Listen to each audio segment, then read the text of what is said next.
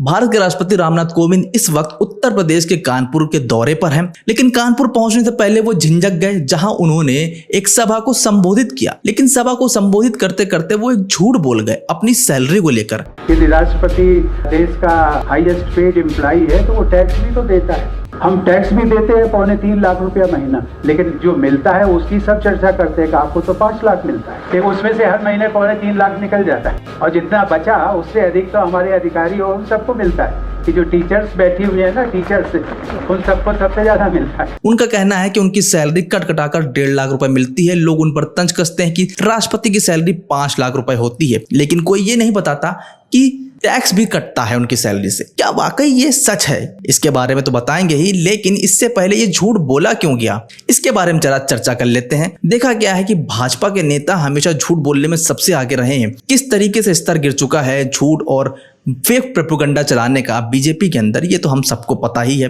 तो उसी का कुछ अंश हमको भारत के राष्ट्रपति के सभा संबोधित करते हुए भी दिखाई दिया। अब इसमें सबसे बड़ी बात यह है कि आखिर राष्ट्रपति ने इतना झूठ बोला कैसे, जबकि साफ साफ है कानून के अधिनियम में लिखा हुआ है, अनुच्छेद 59 में लिखा हुआ है कि किसी भी तरीके से राष्ट्रपति की सैलरी पर कोई टैक्स नहीं लगता है। 2017 तक इनकी सैलरी 1.5 लाख रुपए थी, उसको बढ़ाकर 2017 में 5 लाख कर दिया गया, और वो भी टैक्स फ्री, यानी कि पूरे 5 लाख रुपए मिलते हैं। चलो एक बात मान भी लिया जाए कि कोरोना काल में इन्होंने अपनी सैलरी का 30% हिस्सा नहीं लेने के लिए कहा था, तब भी 30% का 1.5 लाख बनता है।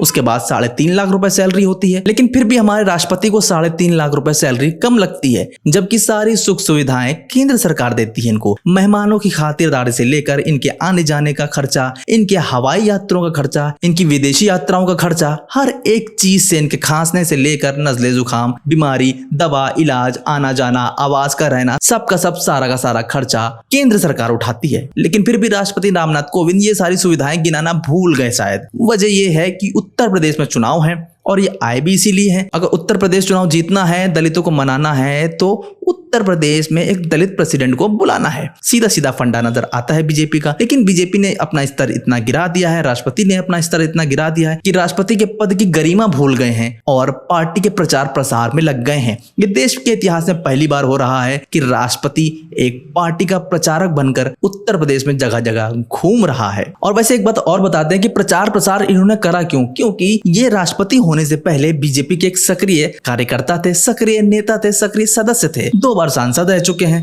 राज्यपाल रह चुके हैं बिहार में, तो फिर कहां से बीजेपी का मोह खत्म कर देंगे। तो चुनाव प्रचार के लिए खास तौर पर इनका दौरा किया गया है, क्योंकि राष्ट्रपति रामनाथ कोविंद के खिलाफ तो कोई भी पार्टी नहीं बोल सकती है। कोई कुछ कह नहीं सकता है कि भाई राष्ट्रपति हैं, प्रचार प्रसार कर रहे हैं, चुपचाप करके निकल गए, किसी को पता भी नहीं चला कि इन्होंने बीजेपी का प्रचार कर दिया है। अब और कितना स्तर गिरेगा राष्ट्रपति का, ये भी देखना बाकी है भी।